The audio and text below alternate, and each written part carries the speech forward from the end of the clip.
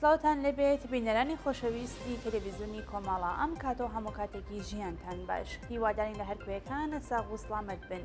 خۆشەویستان ئەمڕۆ سێشەممە سەی گەلاوێژی 1402 هەتاوی بەرابەرە لەگەڵ 25 جوولای 2023 زاینی لەگەڵ هاوڕیانی هاوکارم لە خزمەتتانداین بۆ پێشکەشکردنی گەشتی هەواڵەکانی کوردستان، ئێران و جیهان. سەرەتاش سەردێڕی چەند هەواڵ. هێرشی هێزەکانی ڕژیم بۆ سەر ماڵی هاوڵاتیان لە ئیلام. ئیبلاغی حکومی دادگا بە بورهان سەئیدی چالاکی کرێکاری شاری سنا. مانگرتن لە خواردنی چوار بەندکراو لە زیندانی ئیلام.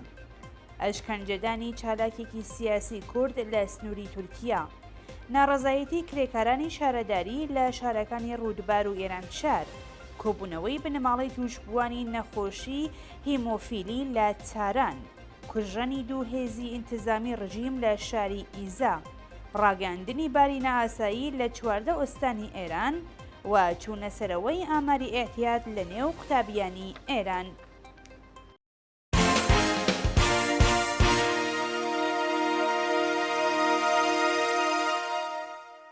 دەستپێکی هەواڵەکان.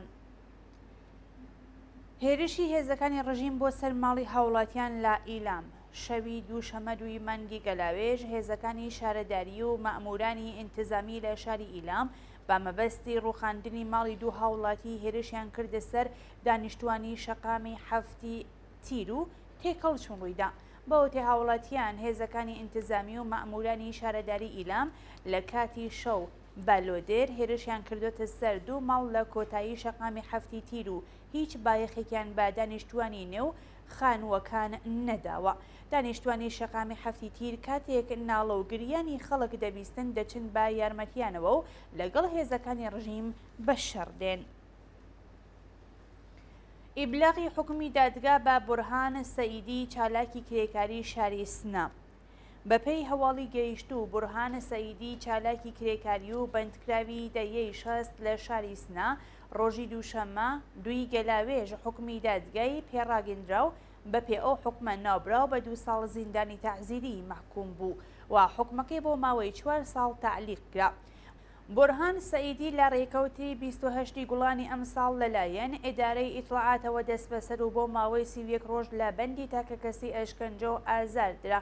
ڕۆژانی 21 و 31 پوشپەڕی 1402 بە تۆمەتەکانی ئیجماع و تەبانی دژ بە ئەمنیەتی ملی و پێکێنانی هەستەی نەهێنی محاکمە و بە 2 ساڵ زیندانی تەعزیری مەحکوم کرا.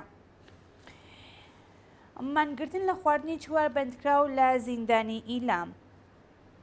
لە ڕۆژی یەکشەمەیەکی گەلاوێژی 1402 چوار بەندکراوی خەڵکی سەراوەڵا بە ناوەکانی مهرداد قەیسەربەیگی تەمەن 34 ساڵ، ئەیوب گەراوەند تەمەن 36 ساڵ، یونس گەراوەند و نەوید محەممەد نژاد تەمەن 26 ساڵ لە ناڕزایەتی بە ناڕوونی چارەنووسیانمانیان لە خواردن گرتووە.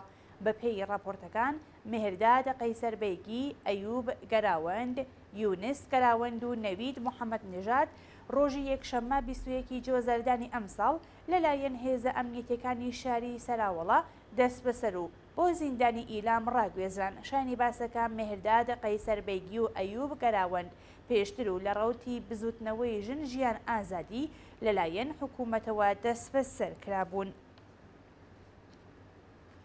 ئەشکەنجەدانی چالاکێکی سیاسی کورد لە سنووری تورکیا. پژار مەلەکی نووسەر و چالاکی سیاسی کورد کە 10 ڕۆژ لەوە پێش بەهۆی زیادبوونی هەڕەشەکانی سوپای پاسداران بۆ سەرژیانی هەوڵی دەربازبوون لە خاکی هەرێمی کوردستان بۆ وڵاتی تورکیای دابوو لەلایەن هێزە سنووریەکانی تورکیاوە دەست بەسەر و ئەشکەنجەدرا. بەپێی زانیاریەکان پاش دەست بەسەربوونی پژار مەلەکی لەلایەن هێزەکانی تورکیا ناوبراو بە باتۆم، شەلاق و چەقۆ ئەشکەنجە و ئازاردراوە. بە وتەی پژار هێزەکانی تورکیا بە ئەنقەست بە باتۆم لەسەریانداوە و جگەریان بەسەر دەستیدا کوژاندوێتەوە. پژار مەلەکی نووسەری خەڵکی ئیلام و دانیشتووی هەرێمی کوردستانە و یەکێکە لە کەسایەتیە ناسراوەکانی شۆڕشی ژن ژیان ئازادی لە پارێزگاکانی ئیلام و کرماشان بووە. دوا بە دوای چالاکی میدیایی و سیاسی پژار لە کاتی شۆڕەشی ژینە مانگی ڕێبەندانی ساڵی ڕابردوو هێزەکانی ڕژیم هێرشیان کردە سەر ماڵی باوکی و چەند ئەندامی بنەماڵەکەیان بریندار کرد. جێگەی ئاماژەیەکە دادستانی گشتی پارێزگای ئیلام و فەرماندەی سوپای پاسداران ڕاستەوخۆ هەڕەشەی تێرۆرکردن ڕەفاندن و سزادانیان لەو چالاکە مەدەنیە کردبوو. ڕەفاندنی 16 هاوڵاتی لەلایەن ئیسلامگەراکانی تورکیا لە ئەفرین. ڕۆژی دووشەممە 2 مانگی گەلاوێژ هێزەکانی سوڵتانە سولەیمان و پۆلیسی ئینتیزامی سەر بە دەوڵەتی تورکیا لە شارۆچکەکانی جندرێس و ماباتای سەر بە شاری ئەفرین 16 شارۆمەندی کوردیان ڕفاند. بە پێی راپۆرتەکان ئەو 16 شارۆمەندە کووردا کە شاوەرزن و بەنیاز بوون بەرهەمی سماق ببورن بەرهەمی سماقی باخەکانیان بفرۆشن، بەڵام هێزە ئیسلامگەراکانی سەر بە دەوڵەتی تورکیا دەستیان بەسەر باغ و بەرهەمەکانیان داگرت کە شاوەرزان کاتێک لە بەرامبەر هەڵسوکەوتی ئەو هێزانە ناڕەزایەتیان دەربڕیوە لەلایەن پۆلیسی نیزامیەوە ڕەفێنراون و هیچ زانیاریەک سەبارەت بە چارە نووسیان لە بەردەستان نییە. ناڕەزایەتی کرێکارانی شارەداری لە شارەکانی ڕوودبار و ئێرانشار. ڕۆژی دووشەممە 2 مانگی گەلاوێژ کرێکارانی شارەداری لە شارەکانی ڕوودبار و ئێرانشار دژ بە خراپی دۆخی مەئیشەت و جێبەجێ نەکردنی داخوازەکانیان کۆبوونەوە. بە پێی راپۆرتەکان کرێکارانی شارەداری ئێرانشار خوازیاری پێدانی حەقدەست و مەزایەت واقرا و پەرداختی حەقی بیمەکانیان با ڕێکخراوی تامین ئیجتیماعی بوون. بەوتەی کرێکارانی ناڕازی لە مانگی ڕەشەممەی ساڵی ڕابردوو خاوەنکار حەقدەست و حەقی بیمەی پێنەداوین و کێشە بۆ خانەنشینی هێندێک لە کرێکاران ساز بووە. لەلایەکی دیکەوە کرێکارانی شارەداری ڕوودباری گیلان لە ئاست پێنەدانی ئیزافەکاری و شەوکاری ناڕازین و دەڵێن بە پێی مادەکانی 58 و 59 یاسای کار خاوەنکار ئەبێت بۆ هەر سەعات ئیزافەکاری 40% و بۆ هەر سەعات شەوکاری 40% حەقدەستی زۆرتر بە کرێکاران پەرداخت بکات، بەڵام لە ماوەی چەند مانگی ڕابردوودا تەنیا حەقدەستی بەڕێوەبەران و کارمەندان چوەتە سەرەوە و ئیزافەکاریان پێدراوە. کۆبوونەوەی بنەماڵەی توشبوانی نەخۆشی هیمۆفیلی لە چاران. ڕۆژی دووشەممە 2 مانگی گەلاوێژ بنەماڵەی کۆمەڵێک لە توشبوانی نەخۆشی هیمۆفیلی با کۆبوونەوە لە بەردەم وەزارەتی بەهداشت خوازیاری سەرنجدان بە کێشەگرفتەکانیان بوون. بە پێی زانیاریەکان لە حەڵکدا تەحریمەکانی ئەمریکا بەشی دەرمان و کەرەستەی پزیشکی ناگرێتەوە، مافیەکانی سوپای پاسداران نرخی دەرمانیان بردووەتە سەرەوە و بنەماڵی نەخۆشە تایبەتەکان زەختێکی زۆریان لەسرە. بە پێی ئامارەکانی ڕژیم زیاتر لە 300 قەڵەم دەرمان دەست ناکەوێت یان بە تەواوی نایاب بووە.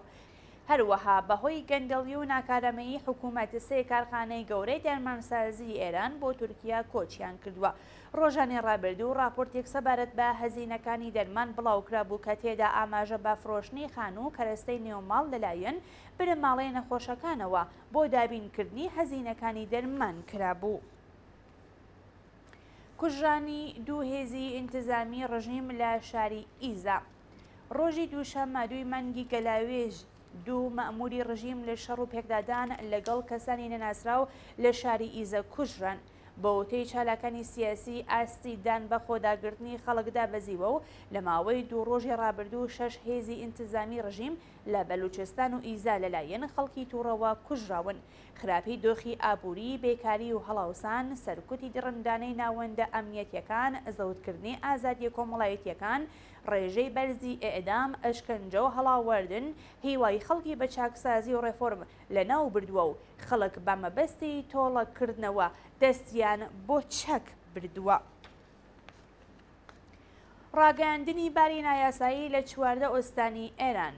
ڕۆژی دووشەممە 2 گەلاوێژ ڕێکخراوی کەشناسی ڕژیم بەهۆی هاتنی شەپۆلی خۆڵبارین باری نائاسایی لە 14 ئۆستانی ئێران ڕاگەاند. بە پێی ڕاگەیاندنی ڕێکخراوی کەشناسی ئێران لە ئۆستانەکانی خۆراسانی جنوبی، خۆراسانی ڕەزەوی، خۆراسانی شۆمالی، کرمان، سیستان و بەلوچستان، چوارمەحاڵ و بەختیاری، ئیسفەهان، سێمنان، قۆم، مەرکەزی، تاران، خوزستان و بوشێر باری نائاسایی ڕاگەیاندراوە. هەروەها لە چەند ڕۆژی ڕابردوو زیاتر لە 1200 شارۆمەندی سیستان و بەلوچستان بەهۆی هەناسە تەنگی و تێکچوونی باری تەندروستی ڕاگوێزی ناوەندە دەرمانیەکان کران. بانگشتی چالاکێکی مەدەنی و ناڕوونی چارەنووسی بەندکراوێک لە چاران. بەپێی راپۆرتەکان چالاکێکی مەدەنی بە ناوی یاشار تەبریزی لەلایەن دادسەرای شارستانی شاریارەوە بانگشت کراوە و چارەنووسی بەندکراوێک بە ناوی حەمیدە زارعی لە گرتوخانەی ئیطلاعاتی سپان ناڕوون و نادیارە. ڕۆژی دووشەممە دوی گەلاوێژ یاشار تەبریزی بە تۆمەتی تەبلیغ دژی نیزام و بەشداری لە کۆبوونەوەی بنەماڵەی دادخوازان لەلایەن دادسەرای گشتی و ئینقلابی شارستانی شەهریاری تاران بانگهێشتکرا. ناوبرا و پێشتریش سەبارەت بە تۆمەتەکانی بڵاوکردنەوەی پرۆپاگەندا دژی نیزام هاوکاری لەگەڵ میدیە نەیارەکانی ڕژیم و هاندانی خەڵک بۆ تێکدانی ئاسایشی وڵات دەست بەسەر و زیندانی کرابوو. لەلایەکی دیکەوە حەمیدە زارعی کە پێشتر و لە مەراسمی چلەی حەدیس نەجەفی لە شاری کەرەج دەست بەسەر کرابوو ڕۆژی ڕابردوو پەروەندەکەی ڕاگوێزی لیقی یەکی دادگای ئینقلابی کەرج کراوە. ناوبرا و 56 ڕۆژ لەوە پێش بۆ جارێکی دیکە لەلایەن ئیطلاعاتی سوپای پاسدارانەوە دەست بەسەر و لەو ماوەیە چارەنووسی بەناڕوونی ماوەتەوە. چوونەسەرەوەی ئاماری ئێتیاد لە نێو قوتابیانی ئێران. بەپێی ئاماری ستادی بەرەنگاربوونەوە لەگەڵ ماددە هۆشبەرەکان لە هەر سەد قوتابی ئێران 21 کەسیان گیرۆدەی ماددەی هۆشبەرن. بە وتەی جێگیری ستادی بەرەنگاربوونەوە لەگەڵ ماددە هۆشبەرەکان تەمەنی ئێتیاد لە ئێران بۆ 10 ساڵ دابەزیوە. لە هەر سەد قوتابی 21 کەسیان گیرۆدەی ماددەی هۆشبەرن و لە نێو قوتابیانی هۆنەرستان 1.2% قوتابیان گیرۆدەی ماددەی هۆشبەرن، 15% قوتابیان گیرۆدەی شیشە، 36% قوتابیان گیرۆدەی حەشیش، 96% قوتابیان ماریجوانە و 5.4% گیرۆدەی ئەلکولن. گیانەدەستانی 25 کەس و ئاوارەبوونی 30,000 کەس بەهۆی ئاگری دارستانەکان دوایین هەواڵمانە. بەهۆی ئەو ئاگرەی لە ڕۆژانی ڕابردوو دارستانەکانی یونان و ئەلجەزایری گرتووەتەوە تا بە ئێستا 25 کەس لە ئەلجەزایر گیانیانەدەستەوە و 30,000 کەس لە یونان ئاوارە بوون. بەپێی راپۆرتی دەستگای هەواڵنێری ڕۆیتێرز 25 کەس لە کاتی کۆنتڕۆڵکردنی ئاگری دارستانەکانی ئەلجەزایر گیانیانەدەستەوە کە 10 کەسیان لە هێزەکانی ئاگرکوژینەوە و سەربازانی ئەرتەش بوون. هەروەها ئاگری دارستانەکانی دوورگەی ڕۆدۆس هێشتا کۆنتڕۆڵ نەکراوە و جەنگەڵەکانی دوورگەی کۆرفۆیش ئاگری گرتووە.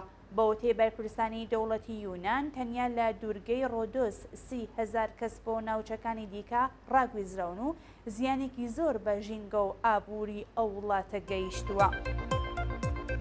بەڵێ بینەرانی خۆشەویست، هەواڵەکان پێشکەشکران کات و ساتێکی خۆش بۆ هەموو لایەکتان.